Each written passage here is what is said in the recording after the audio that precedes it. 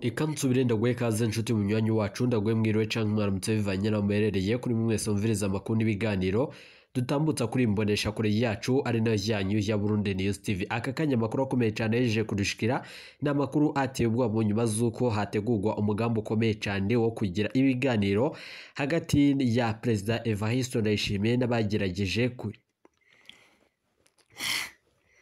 Eka nsubire ndaguhe kaze nshuti munywanyi wacu ndaguhe mwiriwe canke mwaramutse bivanye naho muherereye kuri mwese mumviriza amakuru n'ibiganiro dutambutsa kuri imbonesha kure yacu ari nayo yanyu ya Burundi News TV. Ndabipfurije kugira ijoro ryiza kandi gushika ngo rero amakuru akomeye cyane yeje kudushikira n'amakuru ateye ubwa tujya tugaruke ko buryo bw'idonido bikaba mu nyuma z'uko rero hari hategekanywa umugambi ukomeye cyane wo kugirana ibiganiro n'abarwizatunga bamuka mu gihugu cy'u Rwanda bagerageje na cyane bagwanya ubutegetsi bw'ico gihugu ubwo nyene bategerezwa nga mu gihugu cacu Burundi. Mu nyuma z'uko rero abatari bakeyi batanguye umugambi ukomeye cyane wo gutangaza ikudeta nga mu gihugu cacu cy'u Burundi. Amakuru rero dufise n'amakuru ateye ubwa tujya tuza kugaruka ko mu nyuma z'uko amakuru akomeye cyane yajeje kudushikira arayemeza yuko Perezida Evariste Ndayishimiye mu nyuma z'uko rero ari mu rugendo hari ikintu gikomeye cyane gihejeje kuba ngaha mu gihugu cacu Burundi. Ku telefone ngendarwa hari bejeje kwakirwa mu biro vy'umukuru w'igihugu tugera tuze kubasigurira mu buryo bw'idonido bibaye mu nyuma z'uko rero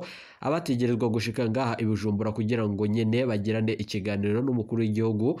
Nanone abo ngabo nyene abasirikare batanguye kwitambika uyo mugambi ariko bamwe rero bariko barakubagurwa abandi baciye batabwa mu mvuto abashika batatu. Muze kunyemerera rero tuze kubigaruka ko muri aya makuru akomeye cyane twabateguriye kansubire ndaguhe kaze nshuti munywanyi wacu kuri wumviriza amakuru yacu herereye irya nino ku migane y'amakungu ya kure abatwumviriza muherereye irya nino mu karere k'ibiyaga binini ndaguhe kaze nshuti munywanyi wacu kuri wumviriza amakuru yacu uherereye nga mu gihugu cacu c'u Burundi mu makomine agiye atandukanye mu bisata bitandukanye vy'igihugu abatwumviriza muri nga ku mugwa mukuru wa politiki Gitega abatwumviriza muherereye irya nino mu gisagara c'ubudandaji Bujumbura mwese muhawe kaze muri aya makuru akomeye cyane twabateguriye. Aka rero nizere ko umerewe neza kandi nizere ko waje gupyonda ijambo sabone ku batarabikora akaniko karyo ndagusaba muri munsi iyi video urabanditse ijambo sabone upyonde ko uracobona akazujyana nawe nyine upyonde ko hama tuje turabana amakuru n'ibiganiro dutambutsa kuri Burundi News TV. Ndabibutse yuko rero aya ari amakuru avugwa mu bisata bitandukanye igisata ca politiki umutekano n'agateka na muntu mukatorezwa n'umugwa amenyesha amakuru umuhinga akorera nga mu gihugu c'u Burundi n'abandi bakorera irya nino mu karere k'ibiyaga binini. Ingingo nkuru turazifatira kuri aya makuru akomeye cyane adushikiye.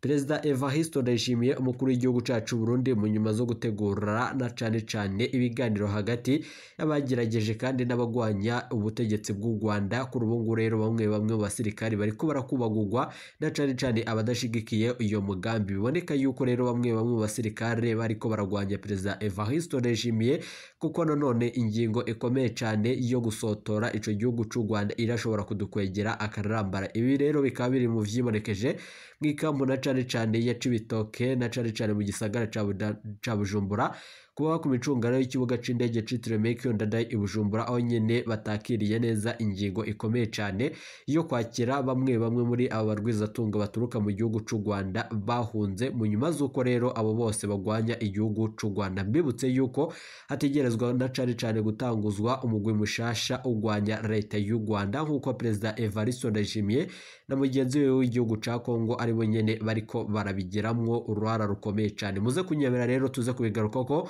amakuru akomeye cyane yejeje kudushikira ku bw'ikinyamakuru Igihe na cyane co mu Rwanda gishikiriza yuko rero igihugu c'u Rwanda catabaye Uburundi mu bihe bitoroshe ku ncuro zigera nanone kuri zitanu ariko Uburundi bukaba buhejeje guca umugongo no gushikiriza amajambo yica mugongo kandi ateye ubwoba adahumuriza abanyagihugu bivanye nuko rero Perezida Evariste Ndayishimiye wewe rero yoba ashimye kugira ivyo akora muri Repubulika iharanira intwaro rusange ya Kongo akaba atera umugongo igihugu c'u Rwanda kandi nyene ari twe nyene twahora dusangira akabisi na gahiye. U Rwanda rero rwarihiye Uburundi amadeni bwari buheranye muri EAC. Ingabo z'u Rwanda zarazimije umuriro wari wafashe isoko nkuru ya Bujumbura mwaka wa 2013. Ingabo z'u Rwanda zaratabaye iz'u Burundi muri Central Africa. U Rwanda na cyane rwarafashe abagwanyi b'umuharire ditabara maze rero rubashikiriza Uburundi mu minsi iheze.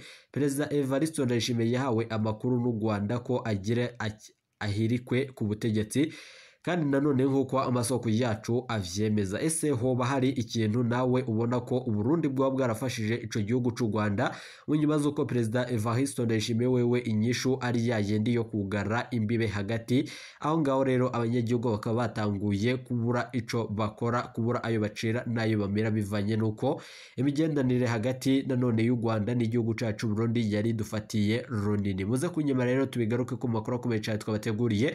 Reka rero amakuru yacu tuyabandanirize kuri ayo avugwa mu gihugu c'u Rwanda. Ni mu nyuma z'uko rero Kigali mu minsi iheze abanyagihugu rero bayo bipfuza na cane bipfuza kuja mu Burundi. Akamo rero katewe na leta y'u Rwanda gakurikiye iyugagwa ry'imbibe vyakozwe n'abategetsi b'u Burundi kuwa 11/0 mwaka wa 2024.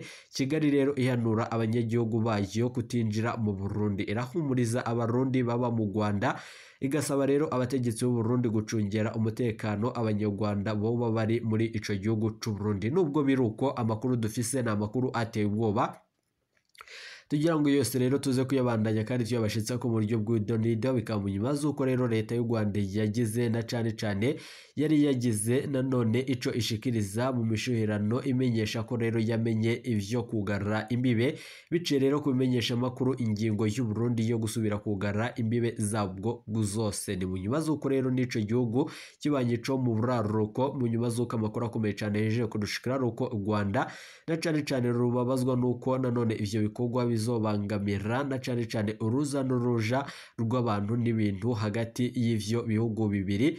Kandi rero ihonyanga ry'amasezerano yatewe ko igikumu mu muryango wa Afurika y'ubuseruko ivyo bihugu bibiri bivukanye rero vyo mu karere k'ibiyaga binini birimwo. Mbibutse yuko rero mu minsi iheze ku muhinga mu Kigali yaragabishije abaturuka muri ico gihugu. Abanyarwanda rero bari ngaha bategerezwa guca babitahura kandi vyihuta, mu nyuma z'uko rero mu gihe igihugu gitangaje ko kitadukeneye nta kujayo. Mwirinde kandi mufate ingingo zibereye, vyamenyeshejwe n'icegera c'umuvugizi wa leta y'u Rwanda Alain Mukurarinda mu kiganiro yahaye abamenyesha makuru, no gutererana rero amajambo mu gihe rero u Burundi bwirukanye abanyarwanda batari munsi y'icumi kuri uyu wa kane uheze, mu minsi yaheze muri iriya ndwi itambutse. Rero ati ntidutegereje kandi ntidukeneye abarundi na cane ahambere abari nanone ku butaka bwacu rero twarabirukanye na cane niko vyari vyatangajwe na Martin Niteretse, umushikiranganje w'u Burundi ajejwe intwaro yo hagati mu gihugu na cane ngaha mu gihugu c'u Burundi. Biboneka yuko yari mu nyuma z'uko yatangaza ibijanye n'iyugagwa ry'imbibe z'u Burundi n'igihugu c'u Rwanda. Nari nasavye rero ababura amatari bankorere icegeranyo c'abanyamabanga baba rero mu Burundi, barakimpaye twaragikoreye ko kandi vyagenze neza cane, niko yabandanije avuga. Nubwo rero atatomoye ibitigiri amasoko yemereye na cane ibimenyesha makuru bitandukanye k'igihe canke Burundi News TV. Ni mu nyuma z'uko rero n'ibindi bimenyesha makuru bitandukanye bivugwa yuko rero mu buhinga bwakozwe, bivugwa yuko rero abanyarwanda batari munsi ya 30 bashikirije abategetsi b'u Rwanda kuri uyu wa kane uheze nyene, ni muri iriya ndwi itambutse nk'uko amasoko yacu avyemeza. U Rwanda rero rusaba abategetsi b'u Burundi gucungira umutekano w'abarwo bari ku butaka bw'u Burundi. Bikore rero intonde canke bareke, babishaka rero canke batabishaka, ivyo vyose ntibibuza ko u Burundi butegerezwa gucungera abo bantu baba abanyarwanda canke abandi banyamahanga. Nta numwe rero yategerezwa kugira umutima uhagaze, niko rero vyashikirizwa na Alain Mukurarinda mu gihugu c'u Rwanda. Kigali rero ariko irahumuriza abarundi baba muri ico gihugu c'u Rwanda, bivugwa yuko rero bafashwe neza, nkuko rero nabo barundi amenyesha yuko rero atacyahindutse, nubwo nyene bobo bumviriza yuko mu gihugu cacu ibintu rero bihejeje kujyangara. Kubijanye rero n'abarundi bari muri ngaha mu Rwanda, niko rero Alain Mukurarinda yashikirije ati mubandanye imirimo yanyu ya misi yose nimuhagarike umutima, nta kintu na kimwe rero kizobashikira bivuye ku ngingo yafashwe n'abategetsi b'u Burundi yo kugarura imbibe n'u Rwanda, niko vyamenyeshejwe na Mukurarinda mu ijambo ryo rikomeye cyane imbere y'abamenyesha makuru. U Rwanda rero rukaba rero rwaravuze ko ariko nanone rwatangajwe nuko u Burundi butabwiye bagenzi babo na cane ingingo yafashwe biciye mu nzira yo hagati y'ibihugu, ariko rero rukavuga ko rwiteguye kugira nanone ibiganiro vyose bishoboka ku neza y'abanyagihugu b'ivyo bihugu bibiri bigwa kandi nanone mu mporero bikomeye cane. Yishura rero ibibazo bitandukanye by'abashinga amateka kuri uwo wa gatanu. Umushikiranganji rero w'u Burundi ajejwe imigenderanire y'u Burundi n'amakungu Albert Shingiro yavuze ko rero ubwigenge bw'u Burundi butuma igihugu gihitamwo uwo nanone kiganira ubucuti canka kikareka, agashimangira avuga yuko rero adategerezwa kwisigura ko ingingo yafashwe yo kugara canke kugurura imbibe, ariko nanone yatangaje ko indege zija mu bihugu bibanyi harimwo u Rwanda zibandanya zikora. Niko rero yashikirije mu ijambo ryo rikomeye cyane. Ni mu nyuma z'uko rero ivyo vyose bica vyumvikana yuko ibiriko biraba ngaha mu gihugu cacu Burundi ari ibintu biteye ubwoba na cane bidaduha iteka kandi bidahesha igisirikare cacu iteka, bivanye n'amakuru akomeye cyane ahejeje kudushikira. Reka mbibutse yuko rero kandi tugaruke kuri aya makuru akomeye cyane twabateguriye, aho twabwiye yuko rero hari umugambi ukomeye cyane wo gutanguza umugwi mushasha ugwanya leta y'u Rwanda. Ari mu nyuma z'uko rero ivyo biri mu masezerano akomeye cyane umukuru w'igihugu cacu Burundi Nyenicubahiro General Major Evariste Ndayishimiye yagirana n'umukuru w'igihugu ca Congo President Felix Antoine Tshisekedi kubijanye rero no gukorana no kwivuna umwasi, aho nyene abo bategetsi bompi batangaza yuko umwasi umwe rudende ari igihugu kibanye c'u Rwanda. Nubwo biruko rero abanyagihugu twetwe tubona yuko rero ibi vyose biriko birakogwa ari akamaramaza kandi ibi vyose ataco bishingiye ko. Mu nyuma z'uko rero tubona yuko hari hakwiye ibiganiro aho kugarura imbibe nk'uko President Evariste Ndayishimiye yafatiye ingingo ikomeye cyane, abanyagihugu rero bakaba baciye babura utuzi n'utubindi bitandukanye twacaga rero turonka mu gihugu c'u Rwanda. Bibutse yuko rero n'abanyarwanda hari vyinshi baronka ngaha mu gihugu cacu c'u Burundi. Dufatiye kuri aya makuru mugabo ndakubwire rero President Evariste Ndayishimiye ubutegetsi bwe bwoba buhejeje gushika ku iherezo. Mu nyuma z'uko rero biboneka yuko umwanya ku mwanya rero ibishobora kumushikira ari ibintu biteye ubwoba. Muze kunyemera rero tuze kubigaruka ko muri aya makuru akomeye cyane twabateguriye, kandi rero tuze gutanga umuco kuri ibi n'ibindi biriko birakwiragizwa ngaha mu gihugu c'u Burundi. Biravugwa yuko rero abasirikari bamwe baba bari mu mugambi ukomeye cyane wo kwanga ingingo ya President Evariste Ndayishimiye. Bamwe rero batanguye gufatwa bagatabwa mu mvuto, abandi rero bagakubagurwa. Mbibutse yuko rero harimwo babasirikari bashika 28 baheruka rero kunyuruzwa na General Prime Niyongabo ubwo nyene yabakura mu ikampi ya Cibitoke. Gushika ubu rero hakaba hataramenyekana vy'ukuri iyo boba bapfungiwe, ariko amakuru akomeye cyane ava mu gisirikare yemeza yuko rero abasirikari batari bake bahejeje kugaragaza umubabaro, kandi bamenyesha yuko rero umwanya ku mwanya bashobora rero kwinjira mu migumuko bivanye n'ingingo ikomeye cyane iriko irafatwa na leta y'u Burundi. Leta ya Gitega rero itegerezwa kugira ico ishikirije ku banyagihugu mu nyuma z'uko ibiriko birabanga mu gihugu cacu Burundi biteye ubwoba. None bivugwa yuko rero bamwe mu basirikari bari bahejeje iminsi itari mike bari mu myimenyerezo, amenyesha yuko rero batiteguriye kuja ku rugamba. Nizemvo rero zotuma abasirikari batajabuka ngo baje ku rugamba mu nyuma z'uko rero bo bategerezwa gutabara igihugu.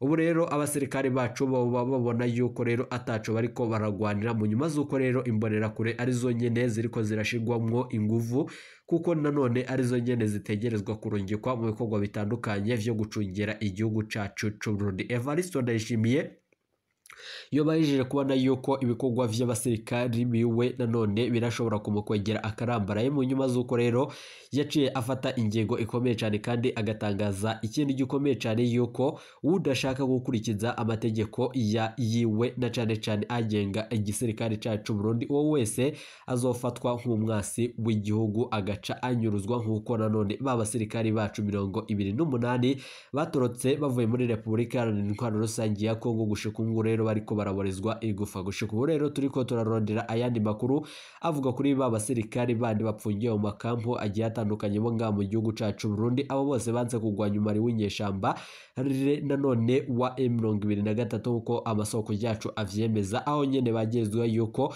bo bari abatutsi banze kugwanya bagenzi babo. Iryo jambo rero rikaba ryaravuzwe na cane na General Prime Niyongabo arongoye igisirikare cacu Burundi, ivyaciye bitera agashavu abasirikari batari bake bakeyi abiboneka yuko rero ubwoko buriko bwama buvuka ngaha mu gihugu c'u Burundi. Dufatiye ku makuru akomeye cyane dufise, biraboneka yuko rero umwanya ku mwanya hashobora kuba ikintu gikomeye cyane dushobora nanone kwisangamwo kandi giteye ubwoba, atari igiteza imbere igihugu cacu c'u Burundi. Muze kunyemera rero bamwe bibutse yuko batanguye gusaba Perezida Evariste Ndayishimiye kugira ico akoze kubijanye n'ibiriko biraba ngaha mu gihugu cacu Burundi, ibiteye agashavu n'ibindi bitandukanye biriko biraboneka. Mbibutse yuko rero dufatiye kuri ayo makuru, iboneka yuko rero leta ya Gitega hari vyinshi iriko irakora birimwo igipfungu cishi cane. Ikudeta, mbibutse yuko hari ikudeta yaheruka gutegurwa ngaha mu gihugu cacu Burundi, gushika ubu rero ibikorwa vyayo bikaba bibandanije mu nyuma z'uko rero umugambi ukomeye cyane wo gutembagaza ubutegetsi,